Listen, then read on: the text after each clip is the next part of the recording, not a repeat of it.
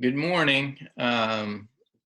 I've decided to review the midterm exam again. I actually reviewed this exam in class after we took the midterm with the students that came to class that particular day. And we had a low turnout of people that came back after the midterm, and so quite a few people did not see this review. That being the case, I've decided to do the review again and film it, and then people can see the solutions to the problems that were on the midterm exam. And you use this also as an aid in studying for your final exam, okay? Because the final exam is comprehensive. It covers all the material from the entire semester. So I'll get started here. The trigonometry midterm we had for spring of 2020. Question 1. An advertising balloon is directly overhead at an auto dealership. Test my audio here, looks like it's working okay. A pedestrian a quarter mile away notes that the balloon is at a line of sight elevation of 30 degrees above the street. How high in feet is the balloon above the ground? Okay. I worked the solution out on paper here. So it'd be nice if I had another copy of that test too. So just 1 second. Maybe, no, that's a different one. Okay.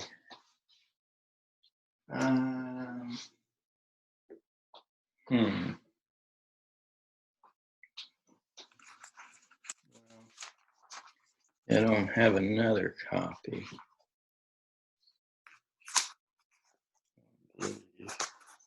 Let's see. Yeah, I do. Here's one. Okay, good. All right.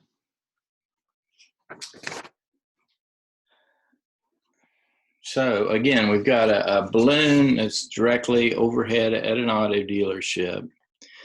A pedestrian a quarter mile away sees the balloon, and the angle of elevation from where the pedestrian is 30 degrees above the street. So the question is, how high is the balloon above the ground?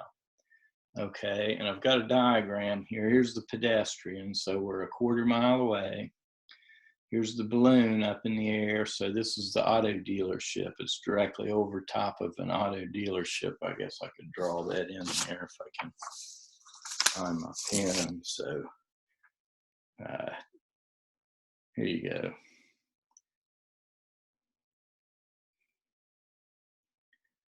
Auto dealership, okay, directly overhead. And so the question is, what we're asking is, what is this height here, right? Based on the only knowledge that we have, we know that we're a quarter mile away from this dealership, and we know it's a 30-degree elevation line of sight to the balloon. So how do we solve that? We recognize that the sine of theta is equal to the opposite over the hypotenuse. That's our friend Chief SOHCAHTOA, right? Sine is opposite over hypotenuse. So the opposite for this 30-degree angle is this balloon height above ground. So we just need to solve this, okay?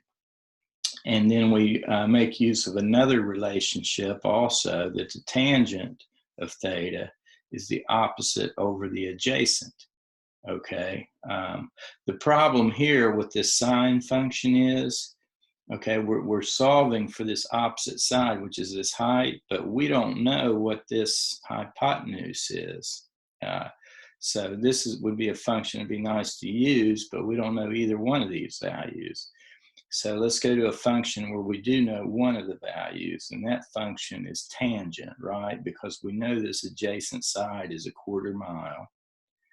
And so we know the tangent of 30 degrees, and we can get that from our calculator or from our wheel, right? Here's 30 degrees, which is pi over 6 radians. So we know on the unit circle, this first value is equal to the cosine of theta, right? So the cosine of 30 is square root of 3 over 2. And we know the second value is the sine of theta, right? And we know the tangent is the sine divided by the cosine. So 1/2 divided by square root of 3 over 2 is the tangent, okay? So we know that. Or we can do it on our calculator. You can just put 30 degrees in your calculator and make sure you're paying attention to whether your calculator's in radian mode or degrees mode when you do that. And so I wrote down here what the tangent, and this says this is approximately, right? Because since there are square roots involved, radicals in the exact number, if we get a number off the calculator, it's going to be an approximation to it, right? And so I've rounded that to 4 digits. The tangent of 30.5774 equals, and the equation for tangent of theta is the opposite over the adjacent. The opposite for this angle is this height, which I'm going to call x. It's an unknown over the adjacent, and the adjacent we do know it's 1/4 mile. So I put 0.25 here, so this would be miles, right? So now we've just solved this equation for x. We've got 0.5774 equals x over 0.25. And so to solve for x, we multiply both sides by 0.25. When you multiply this number times 0.25, you get 0.1443. And the units that it is in is miles, right? Because x would have to be in miles also. So we have miles divided by miles would cancel out because the tangent, the units on tangent, is just a pure number. There are no units. So we have to have miles divided by miles. So we know the units on x here are miles. So approximately 0.1443 miles is the x value. And then the question asks, how high in feet is the balloon above ground? So we have to convert this amount of miles to how many feet that is. And we just make use of a conversion factor. There's 5,280 feet in a mile. So we're going to multiply our miles times this conversion factor. And the miles cancel out. We're left with feet. 762.10 feet. That's problem 1. Okay.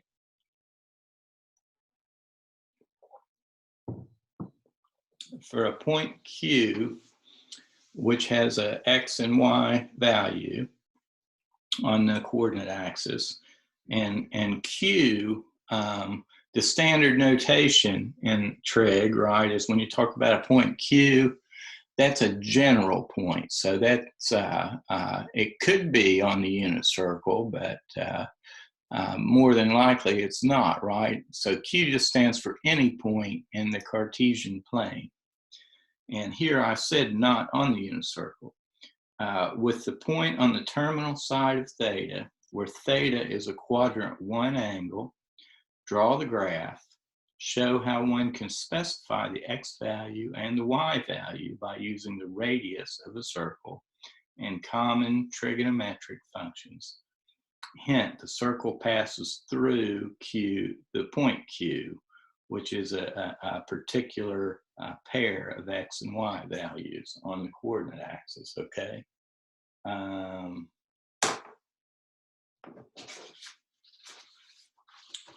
So I've drawn here this point Q. So here's a big circle, and this point Q is on the big circle, okay?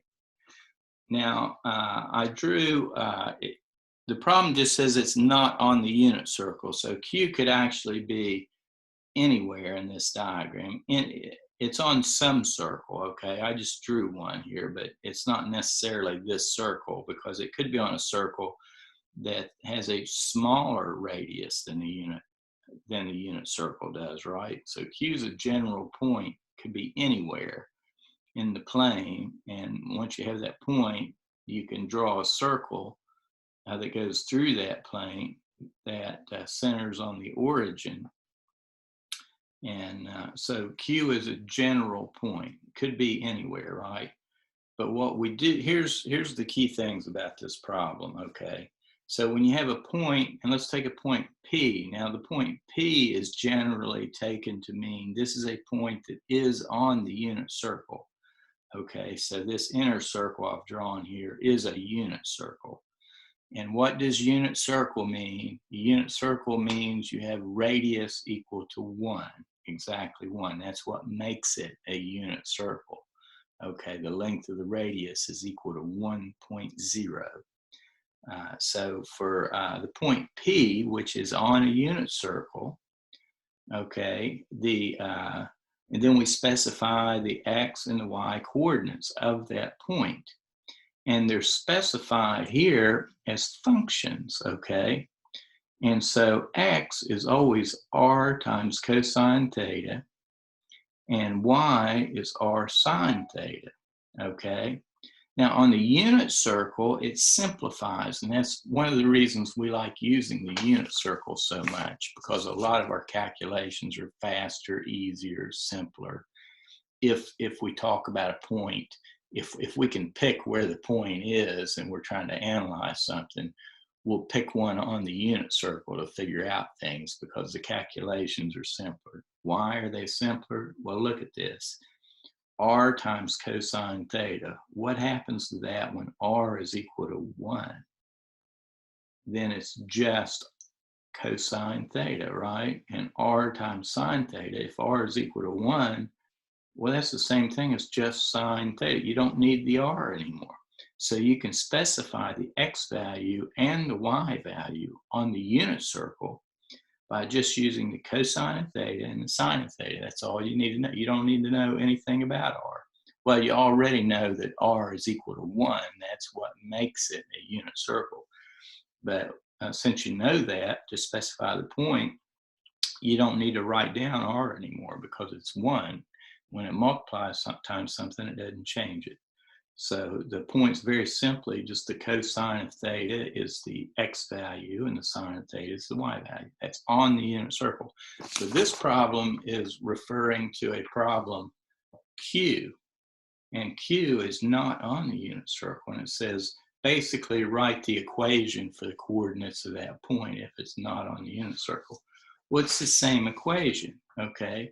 And this scratching I did here, just kind of ignore that for the moment. But it's the same equation. Any point is on some circle that's not at the origin. If you have a point in the plane, you can draw a circle through that point that circles the origin, okay? And the coordinates for that point doesn't matter if it's on the unit circle or not on the unit circle. It's going to be r cosine theta is going to be the x value, and r sine theta is going to be the y value. Now, what I had written here, originally, I said R1 is the radius of the unit circle, and I called this R2, the radius out to this point Q. But again, the difficulty here is the problem just says the point's not on the unit circle. So this is a general point that's bigger than the unit circle. It's out further from it, but since it can be any point not on the unit circle, it could be on a circle that's inside the unit circle even, okay? So this, the radius for the point Q may be less than 1. So in general, we don't know what R is for Q unless we're given that information. But that's why here I had written, just to show you the two different R's, for this one on the unit circle, I had written R1 here times cosine theta, and R1 times sine theta, to show you this R1 is the radius for the unit circle. And we know its value is equal to 1, okay? And then here for Q, I wrote R2. So you know Q is a different point than P because the R is different. The angle's the same, right? But they have a different radius. But you don't really need this 1 and 2. You can just write R because you know R changes. If you change which circle you're describing, you're talking about a different R value. So anyway, the formula for a point Q, any point on the plane, is the x-coordinate is just r times cosine theta. The y-coordinate is r times sine theta. And again, last time, if you're on the unit circle, that simplifies, and it's just cosine theta, sine theta. And that's why on this wheel that we use all the time, we can just go around and look up an angle. This value is the cosine of theta. The second value is the sine of theta for any angle on here. Okay, and you don't need to worry about r because r is understood to equal 1 because this is a unit circle. You can still use this for other points not on the unit circle. You just have to remember you have to multiply these numbers times r. If I have some number q, point q that's way out here somewhere, so this is q, I can still use, if I know that the angle and this pair of numbers that are associated with that angle, I can still use that pair of numbers. If it's the same angle, I should draw it. So let's say this pi over 4. So the same angle, here would be a point that would be on the same line, okay? So I can still make use of this information. It's just to get the x-coordinate, I have to multiply this first number times r. And to get the y-coordinate, I have to multiply the second number times y. So that's what's going on there. Problem 2, really understanding how points are identified in relation to the Cartesian plane and the unit circle. Problem 3 says multiply secant theta minus tangent theta. That quantity, that whole thing, multiply that by its conjugate. So what's the conjugate pair for? Think of this as A minus B. So the conjugate pair for A minus B, the conjugate for A minus B is always just A plus B, right? So you're going to have the same terms, but change the sign and do that multiplication. And we do this a lot because when you multiply this out, you'll get a squared, then you get minus ba, okay? Then you have plus b times a, and then finally minus b squared. So when you add all those together, you get a minus ba, but then plus a b times a. And since you're multiplying, order doesn't matter, it commutes, right? So ba is equal to ab. We're subtracting it once and we're adding it. And so that cancels out. And so this simplifies to just a squared minus b squared. That's a reason we use conjugates a lot. And they're used a lot in the area of complex numbers. And they're also used in when you have radical signs a lot of times because it simplifies equations. You get rid of a few terms sometimes, or you can make common denominators a lot easier and simpler when you use conjugates. So that's why we use them. So the conjugate of secant theta minus tangent theta, if secant is A and tangent is B, the conjugate is just secant theta plus tangent theta. And it comes from this form here, okay? But it says to multiply those out. So we did it here. We got secant theta minus tangent theta times its conjugate, which is secant theta plus tangent theta. And when you do that, these middle terms cancel out. Again, multiplication is commutative. So secant theta times tangent theta is the same thing as tangent theta times secant theta. The value is the same of those two items. And here, actually, this first one is a minus. This second one here is a plus, right? Because we're saying plus tangent theta times secant theta, and it's positive.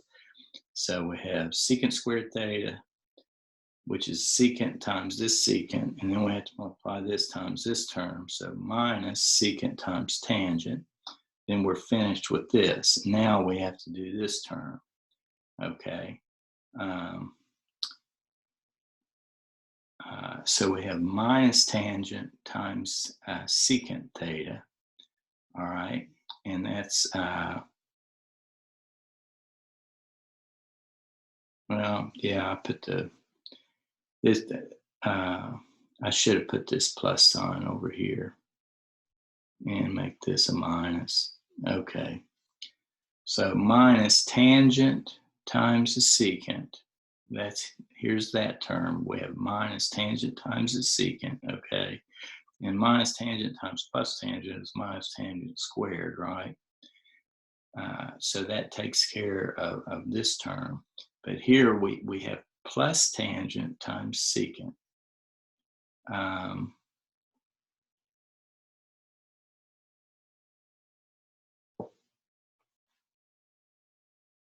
Okay, so minus tangent times secant is negative that quantity here. And then we have plus tangent times secant, and that's in this term, again, because order doesn't matter. So we've got these two values, which are the same thing. One of them has a negative sign, one of them has a positive sign. They cancel out. So when you do this multiplication, you end up with secant squared minus tangent squared. That's the result from that multiplication. And there's an identity that we have, okay, that tells us, so that is the result of the multiplication. It's just secant squared minus, and this was I started to put a parentheses there, but I didn't need it, okay? So the result of multiplying this times its conjugate is simply secant squared minus tangent squared. And again, that goes back to this form here. When you multiply that out, you just get a squared minus b squared. So this is the result. But so that would have been correct. If you would have stopped right there, you would have got full credit, because it says to multiply that out. And that is the product of multiplying these two factors, okay?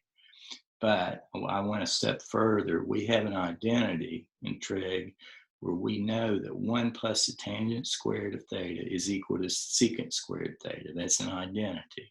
So that's always true, all right? And if we look at this form here, secant squared minus tangent squared equals 1, we notice if we add tangent squared to both sides of this equation, so add tangent squared on the left, and that'll cancel out this minus tangent squared, and we'll be left with just secant squared. But then we have to add tangent squared to the right also, and when we do that, we have 1 plus tangent squared on the right. Well, that is our identity, right? It's just flipped over, but it is the identity. We've got secant squared on one side of the equation and 1 plus tangent squared on the other side. And so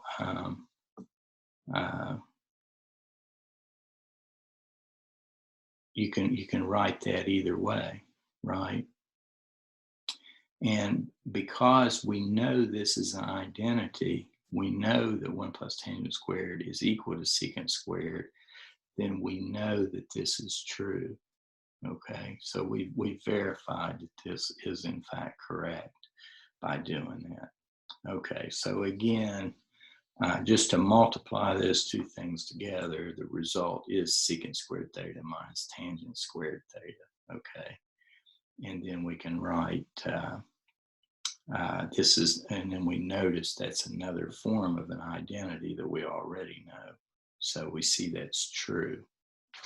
Okay, problem number 4.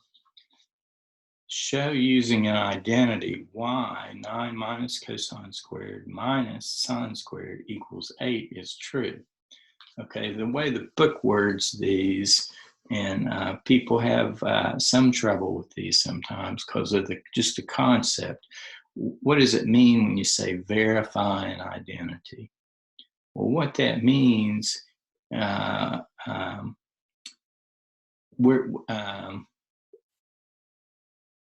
And this particular problem says to show that this statement here is true. We show that it holds in all cases. So basically, we have to prove that this is in fact true all the time. And how do we do that?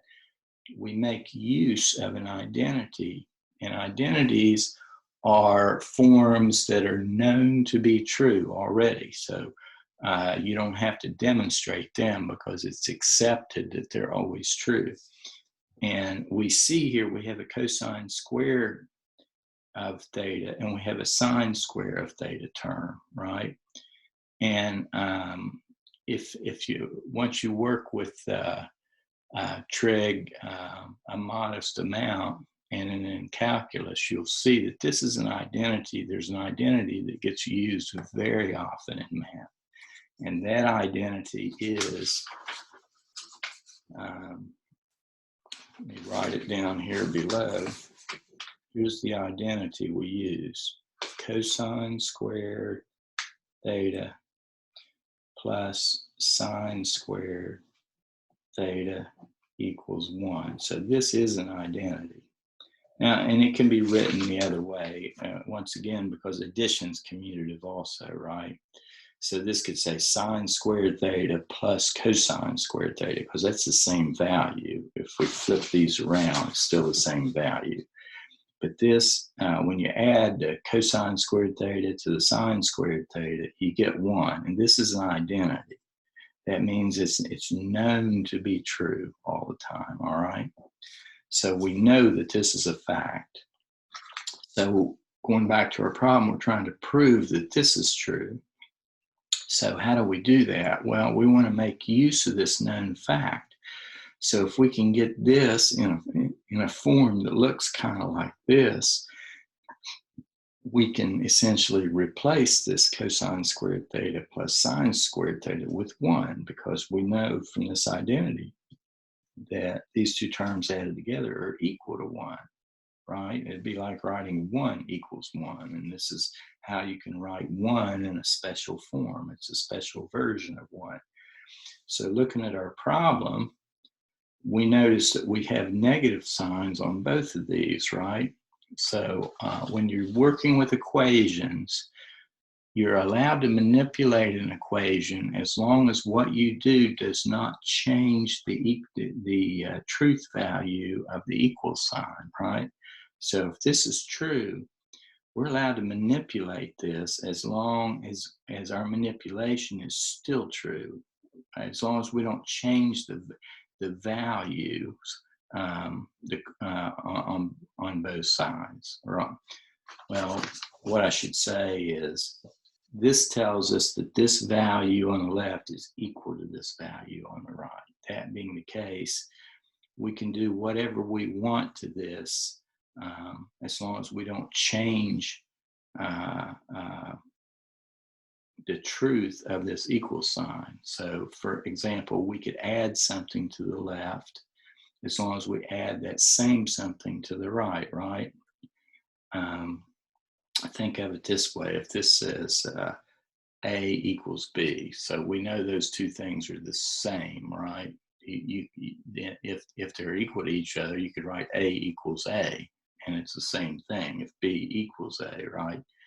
So let's say you've got A equals A. Well, I can add something to the A on the left as long as I add something to the A on the right, and the equal sign will still hold. It'll still be true. So I could say A plus 5 equals A plus 5, and it's still true. Or I could subtract something from both sides. That's still true.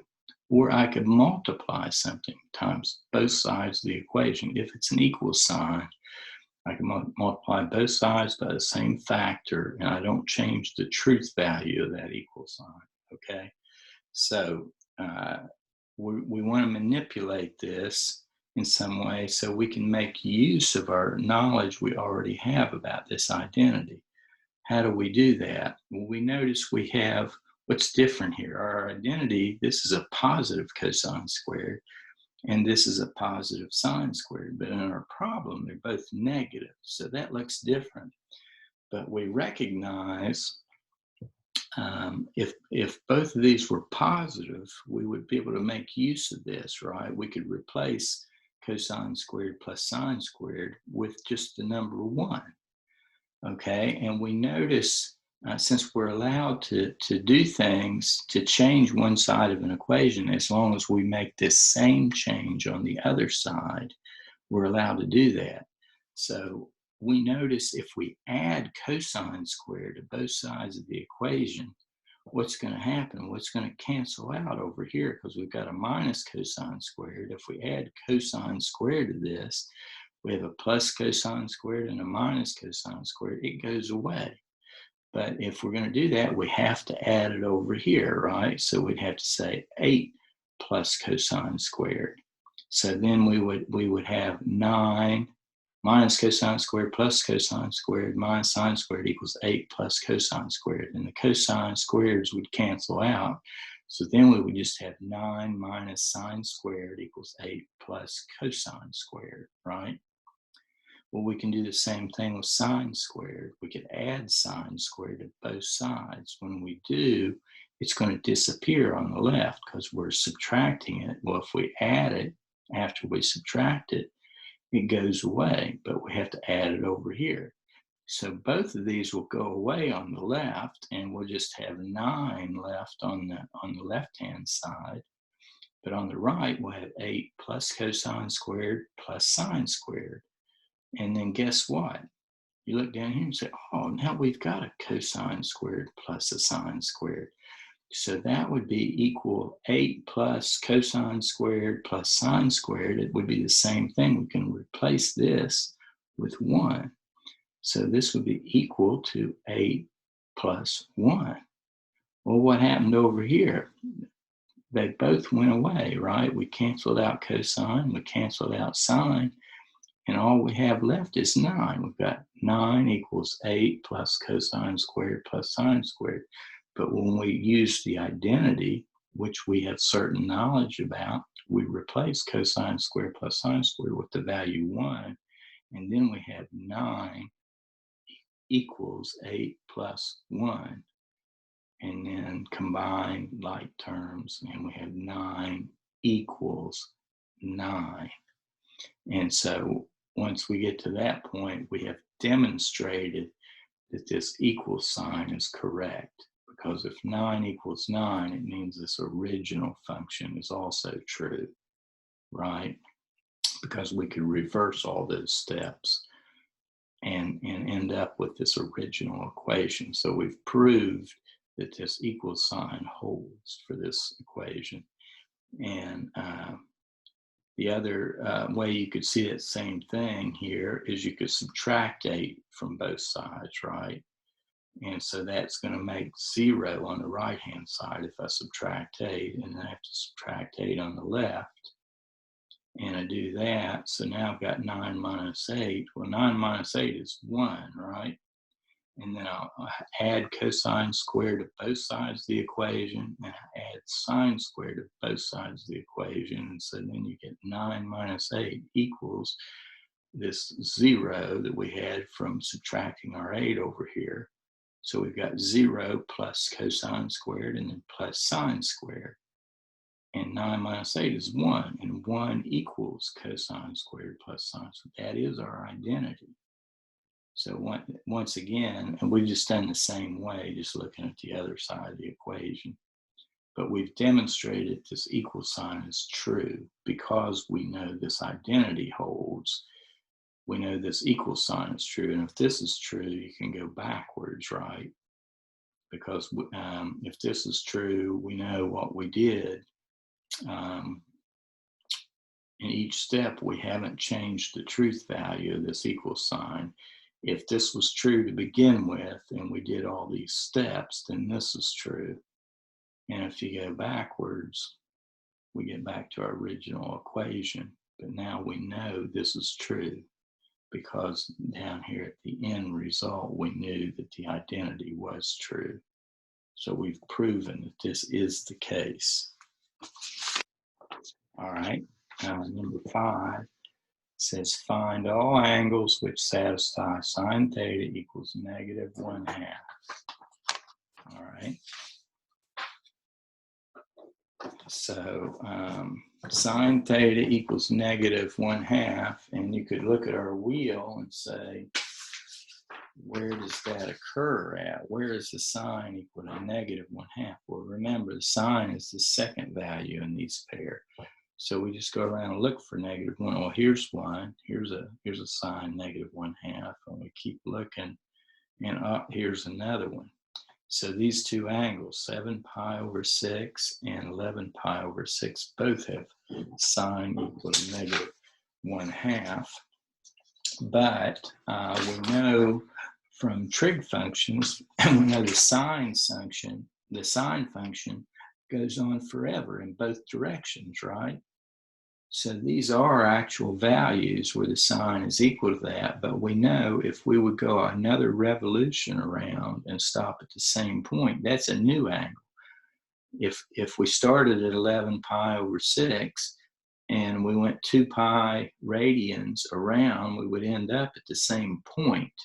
But now this angle would be 2 pi plus 11 pi over 6, and we could go around again.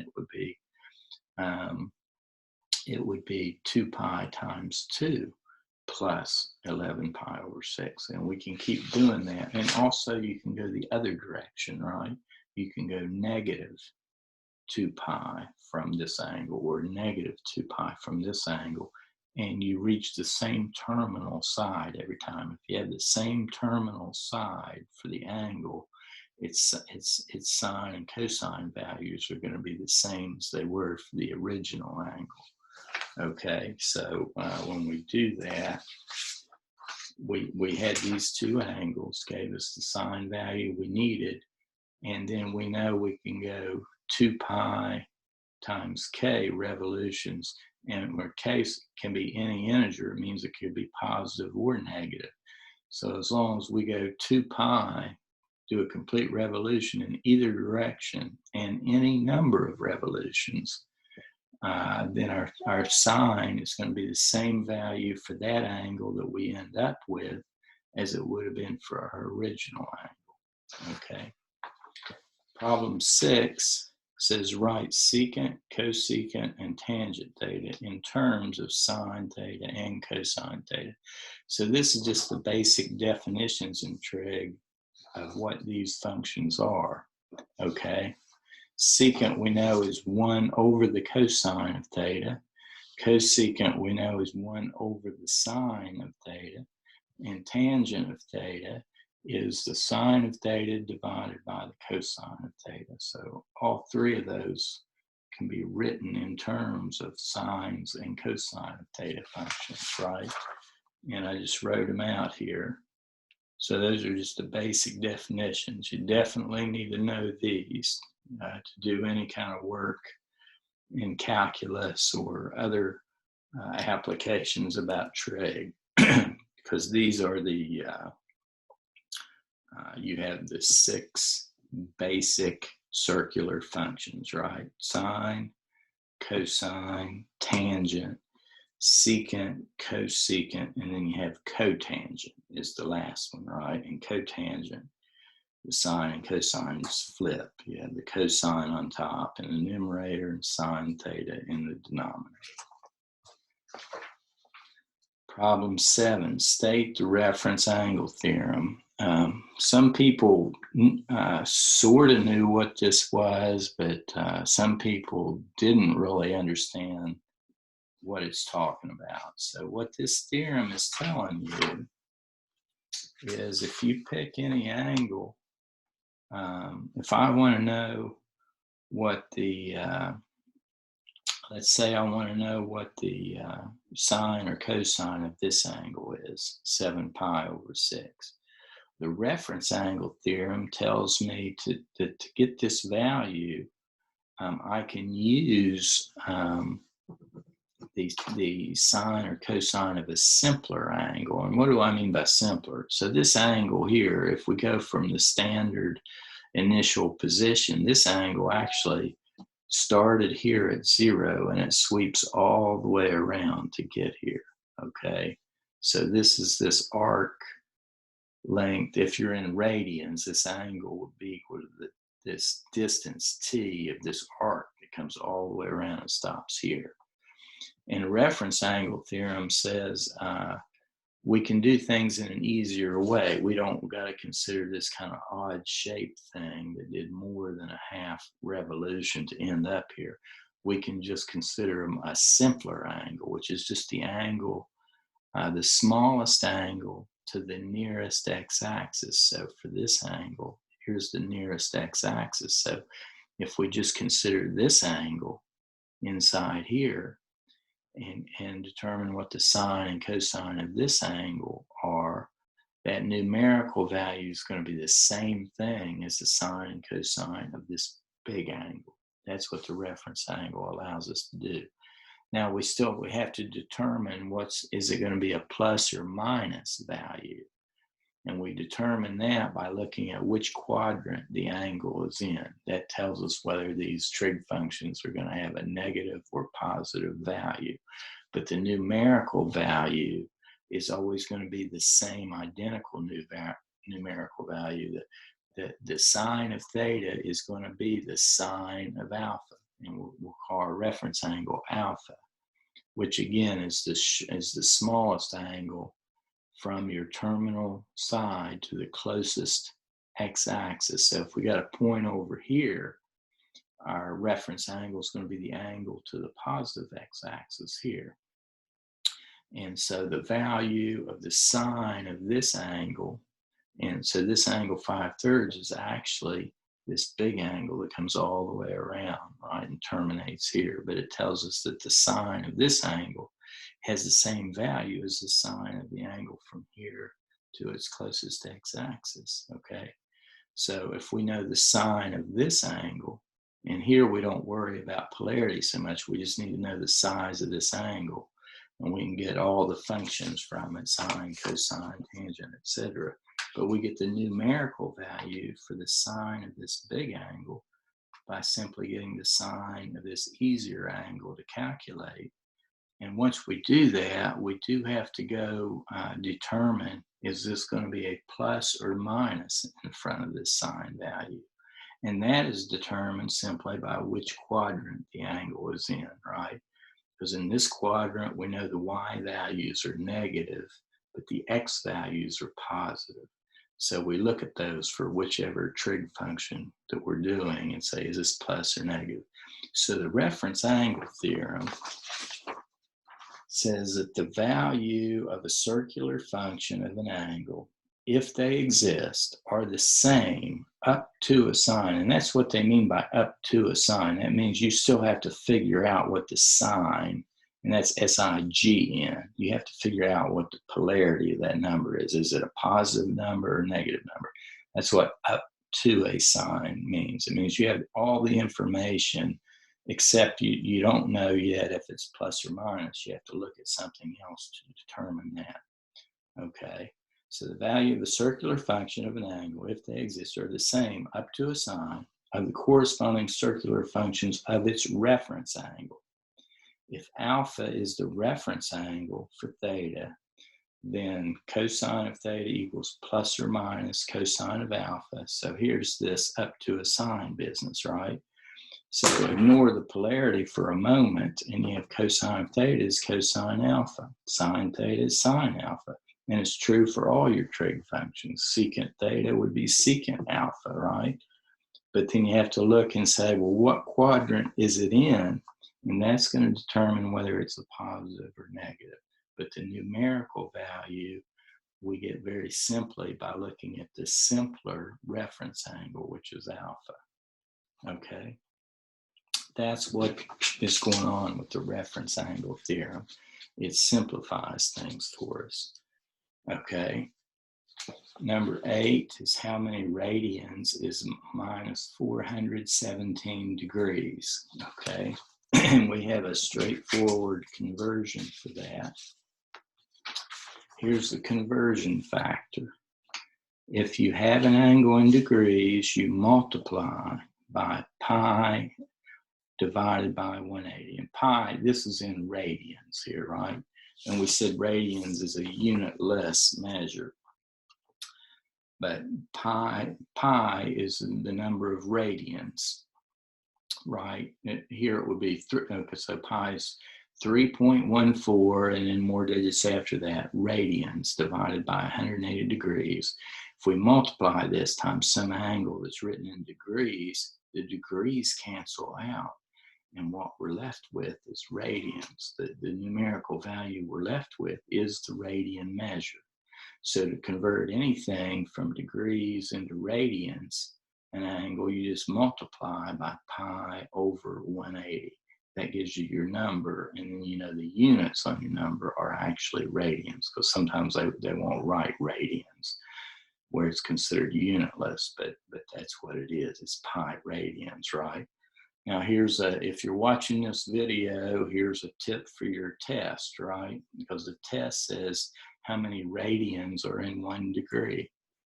Okay, so you would just plug 1 in here. You would say 1 degree times pi divided by 180 degrees equals, so you would just divide 1 by 180 and then multiply that number times pi, and that tells you how many radians are in 1 degree. Okay, the second part is just the reverse of that. 2.9 radians is how many degrees?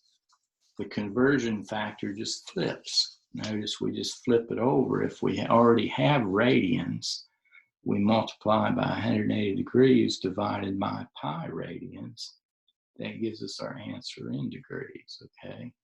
So also on the test, it says 1 radian is how many degrees. So you would say 1 times 180 divided by pi equals, and you have a numerical value. It's going to be 57 point something. I'll let you do the something, do the actual, punch it in the calculator, right? But so there's your conversion factor. To go from degrees to radians, you multiply by pi divided by 180. To go from radians to degrees, you multiply by 180 divided by pi. Well, here's the answer. 1 radian is 57. It's about 57.3 degrees, okay? And that's good to know when you're thinking about these things. When somebody gives you some radian number, you think, well, I don't know really how big that is. Well, here's how big a radian is. It's 57.3 degrees, 1 radian. So if you multiply this times 2 pi, because that's how many radians are in a complete revolution, right? If you would multiply this times 2 pi, the answer you would get would be 1 complete revolution in degrees is 3, you'd get 360 degrees. So this times 2 pi, which is how many radians there are in a complete revolution, basically times the size of 1 radian. So if I got 2 pi radians times, well, how big's a radian? Here's how big a radian is in degrees. So 2 pi radians times 2 pi times this number of degrees equals how many degrees? 360. And you'll see that's the case. If you multiply this times 2 and then times pi, you'll get 360 degrees. Okay. Number 9.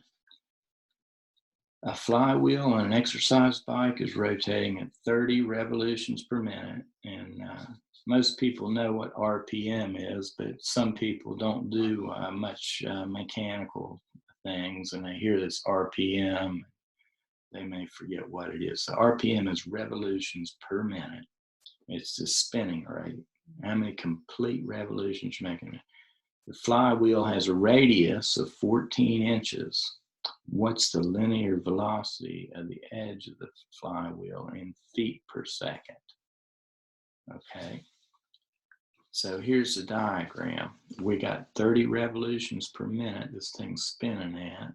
The radius, distance from the center to the point on the edge, is 14 inches. And it's asking us, what is V, the linear velocity? So a point on the edge of the flywheel, if this is spinning counterclockwise, it has an instantaneous velocity. Okay, if you look at a very, very small increment of time, when it's spun around to this point, it's actually traveling in this direction at that time. So if this was, say, a string with a rock on the end of it, when it gets around to here, if somebody would cut that string, all of a sudden, this rock would go flying off at some speed, right? Which we call velocity, because it has a direction to it. It's going to be in this direction at some numerical value for which is the magnitude of the speed, right? Okay, well, here's our fairly simple equations that give us this information. Linear velocity is r times omega. Well, what's omega? Omega is your, it's called your angular velocity. How many radians per second are you rotating, or radians per unit time, I should say. That's omega. Omega is radians per unit time. How fast is this angle changing per unit of time? That's what omega is, okay? And so what is omega? Let's see. I'm going to put here, omega is 30 revolutions per minute, okay? And how many radians are there in one revolution? There are 2 pi radians in one revolution. So if I have 30 revolutions and each revolution is 2 pi radians, how many radians do I have? And I need to put here radians per minute, right? So if I multiply 30 times 2 pi, I get the number of radians per minute. How fast that angle is changing. It's changing by this many radians each minute, okay? And that's called our angular velocity, right? Omega is angular velocity. There's that word velocity again. So velocity indicates a size, speed, and a direction, right? And the direction here would come from, is it plus or minus? Plus is counterclockwise in our standard orientation, right? And minus would be a clockwise rotation. So this is a positive number on this 188, so it means we're rotating in a counterclockwise fashion. So our angular velocity is plus 188.4956 radians per minute. Okay, and then linear velocity, which is what the problem asked for. To get linear velocity, you just take r times omega. Well, we just got omega here. Okay, omega was how many RPM did we have? Which is, you can think of that as cycles per unit time. Or another word for that is revolutions per unit time. So one revolution is one cycle, okay? But revolutions per unit time times how many radians are in one revolution gives us the total number of radians per unit time. That's omega. We just multiply that times r, which is our radius, and that gives us our linear velocity. And once again, that word velocity indicates direction also. But since we have a positive number here, that indicates it's a positive velocity, or the direction of it, okay? Which would actually be, depending on where you are on this circle, your direction is going to depend on which point you're at, right? That it would be traveling. But at whatever point, if you draw a perpendicular line to that point in the direction of rotation, that's positive. That would be the positive direction for that velocity, okay? So we just take 14 inches times 188.4956 radians per minute. And radians, remember, is what we consider a unitless measure. So the radians just kind of disappears. And what you're left with then is inches per minute, okay? So when you multiply these two numbers, you get 2638.94 inches per minute. That's the linear velocity, okay? But the problem asks for what is the linear velocity of the edge of the wheel in feet per second. So it's specifying a certain units that it wants the answer in. And what we calculated is inches per minute. So we just have to convert this number from inches per minute to feet per minute. So you get a conversion factor. 1 foot is 12 inches. So when we multiply these numbers, the inches in the numerator of our linear velocity, we've already got linear velocity. It's just not in the units we wanted in, okay? But when we multiply our linear velocity in inches per minute times 1 foot per 12 inches, the inches cancel out and we're just left with feet per minute. So if we divide this number by 12, that's the same thing as multiplying times 1 over 12, right? That gives us our feet per minute. And again, the answer wanted the answer in feet per second. So then we had to do another conversion. We have to convert minutes to seconds. So how many seconds are in 1 minute? And we're going to put minutes in the numerator because we want to cancel out minutes in the denominator here. So when we multiply, the minutes will cancel and we'll be left with feet per second. So we divide this number by 60, same thing as multiplying this number times 1 divided by 60. We get 3.6652 feet per second. Okay, the last problem says, what is the domain and range of cosecant of theta? Why are some values of theta not allowed? All right.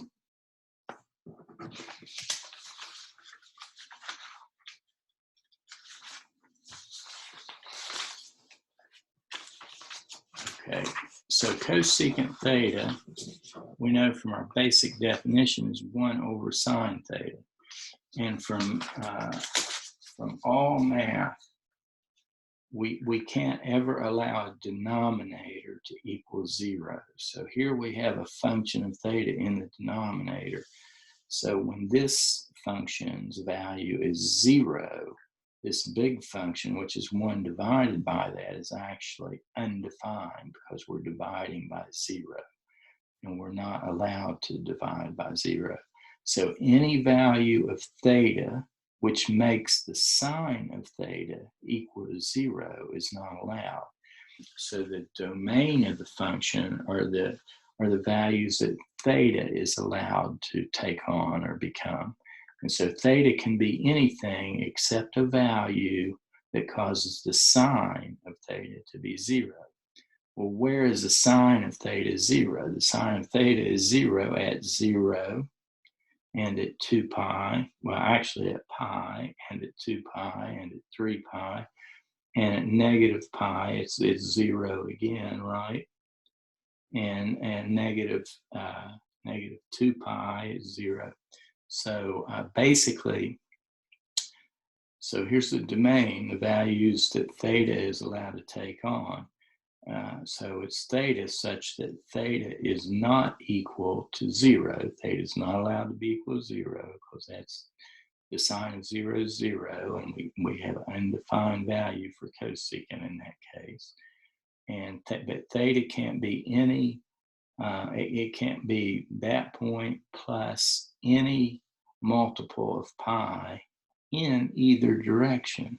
It can't be 0, it can't be pi, it can't be 2 pi, etc. It can't be negative pi, it can't be negative 2 pi, because at all those values, the sine of that function is 0. And so k, you say where k is any integer. That means k can take on negative values too. That would account for all these points back here, right? Because plus k times minus 2, for example, would be 0 plus pi times minus 2 is the same thing as 0 minus 2 pi. So that way k equals negative 2. That puts us at this point. So you say where k is any integer, and that rules out all these points. So then we write the standard form of the domain in set notation. Now these parentheses here mean that the function is actually goes up to these endpoints, but does not include them, okay? So if you drew an, let's just do for k equal to 1, let's see, what's this thing, k pi and k plus 1 pi. What does that look like if k equals 1? Well, let's draw it here, okay? So here's k. We would start in this point here would be, it would be k pi, which we said k is 1, so that's just pi. This point is pi radians. What's this point? K plus 1 pi. And what was k? K is 1, 1 plus 1. So this would be 2 pi, this point, okay? 2 pi when k is 1, all right? So this thing says, and what are they? These are domain values for theta, okay? So theta is allowed to be any value. This is interval notation, so this means any value from this point up to this point. So that's the real number line. So that's all the values, infinite number of values between pi and 2 pi. But the endpoints, k pi and k plus 1 times pi, the endpoints are not included in that because we have this parentheses here, okay? So that means you're not allowed to beat those values, okay? But you can be anything in between those values. Now, notice this whole thing then, this segment here is just defining a region based on a single value of k. And if we go up here and look at our notation, this says the union of all these intervals. So each different k value you plug in here is a different interval, right? And this says the union of all of those intervals. So what does that mean? Well, when k equals 2, your lower point would actually be this point now. And you'd have an upper point, k equals 2, so this would be 2 plus 1. This would be 3 pi here. So this would be 3 pi. But remember, these endpoints aren't allowed. But you've got the same thing going on. You've got all the points between the endpoints and also going backwards, going the other way. So if you let k take on negative values, let's take k equals 0. Then this goes from 0 times pi, which is 0. So this is 0, up to k plus 1. So I'm saying let's let k equal 0, okay? So 0 times pi is 0. 0 plus 1 times pi is 1 pi. Okay, so that's here. Get rid of this k. So here's 1 pi. So when k is 0, we've got this segment. We've got all the points between theta equals 0 and theta equals pi, but not including them because this parentheses means it goes up to this point, but does not include it. So we got a little hole there at each one of those points. And k equals -1. We got -1 times pi, so this would be negative pi, up to -1 plus 1 is 0. 0 times pi is 0. So when k equals -1, this interval goes from negative pi to 0. The same thing, it does not include the endpoints. So this notation here is very powerful. This small statement is actually talking about infinity because this keeps going forever. You take k equal 2, k equal 3, k equal 500,000, 15, k equal 10 million, 40, forever. In both directions, k equals -358,000, blah, blah, blah, right? So this is a very powerful notation, and it says it's all the points, except every time, except you're not allowed 0 in any multiple of pi from 0, the function's not allowed to have that value in its domain. And domain, remember, is input value. So domain would be the values of that theta is allowed to be or not be. And it can be any value except a multiple of pi. Okay, that's the domain. Then what's the range? We have this similar notation here. So notice this curved bracket at the end. So it means up to negative infinity, but not including it. And that's kind of self-explanatory, right? Because you can never, infinity is not a number. You never get there. So it doesn't actually, there's no number that it includes up to the end. It's all the numbers. It just keeps going forever in both directions. But notice we've got a square bracket here. So the range says the value of this function can go up to -1, okay? Up to and including, because it's a square bracket. So -1 is actually a point. So if we did the range, let's plot the range of this, okay? It says up to and including. I'm going to do it, I'll do it up here above it. So here's a number line. Here's a point, -1. And this says we go down to -1. And I'm sorry, not -1, but down to +1, from infinity down to +1, and including +1. So the range of this function, here's 1, is actually that.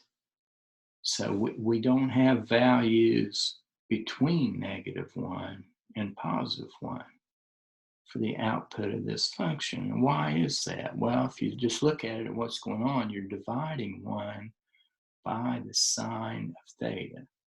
And sine of theta cannot be 0, right? So we know 0 is not allowed for the sine of theta, because if this is 0, then this is like an infinite number, but it depends on how you're approaching 0, right? If you're approaching 0 from the left, you've got, so on the number line here, so let's say we're approaching 0 from the left, well, we have theta is negative numbers here, right? These are negative thetas over here. So this is this line is theta, okay? So this is negative theta going this way, but so theta is getting big. Theta is a negative number, but it's getting bigger, okay?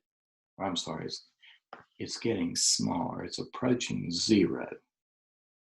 Okay, well, as this number approaches 0, this ratio, 1 divided by this number, approaches infinity, right? If you make this a super, super, super tiny number, how many times does a, 0.0000, 50 zeros and then 2 go into 1? Well, it goes into it many times, right? But the closer and closer we get to the 0, the smaller and smaller this is, but the ratio gets bigger and bigger and bigger, okay? But it's also a negative number if we're approaching from the left, because even though these numbers are getting very, very, very small and approaching 0, they're still all negative numbers. They're less than 0, so they're negative. Well, we got a +1 divided by a very small negative number. The answer is a very big negative number, because we got a minus sign when we're approaching from this side. But if we approach from the other side, same thing. We're going to go towards infinity on the size of the number, because this number is getting very, very, very small. Divided into 1 starts getting to be a very, very big number. But this is even though it's very small, it's a positive number. Divided into a +1 is positive. So this function here, as we approach 1, cosecant, it's going to do this. It's going to curve, as we're approaching it from the left, it's going to curve. And the closer you get to 0, the higher this function is going to get in the negative direction. But when you approach it from the positive side, it's going to do this. And the closer you get to 0, right, the bigger the number is going to be, and it's going to be a positive number. And this is called an asymptote.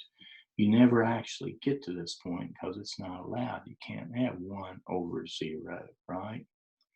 So, but you approach it, and as you approach it from the left, your numbers get very, very large in a negative direction. As you approach from the right, the numbers get very, very large in a positive direction. Okay, so going back to the range, which is the output values of this, you put in a theta, what output values are we allowed? Well, you could just plug in what's the biggest value that's allowed for sine of theta. Okay, so sine of theta, we know goes, its extreme values. So the biggest values sine theta can have are 1 and -1, right? It's going to oscillate around 0, and at its maximum, it's going to be +1. At its minimum, it's going to be -1. But it'll never be a number bigger than +1, and it'll never be a number smaller than -1, or more negative than -1, right? And so the biggest number you could have for the denominator is a +1.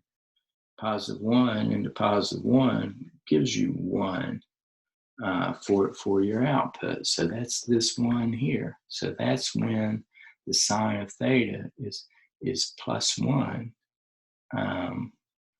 This is the range. This is, I should draw this in the vertical, because these would actually be y values, right? You'd say y equals cosine theta.